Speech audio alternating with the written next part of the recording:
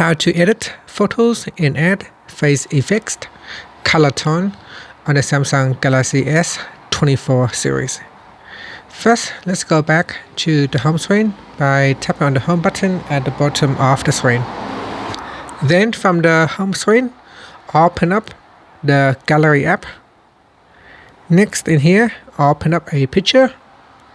Then tap on the Edit button. Next we go down and tap on the Tools button. Then tap on Face Effects. Next in here, go to the second option and tap on Tone. At the bottom here, drag on the slider bar. So drag to the left or to the right to increase or decrease the color tone using face effects on the Samsung Galaxy S24 series. And that's it. After tap on the Done button, then tap on the Save button to save the changes.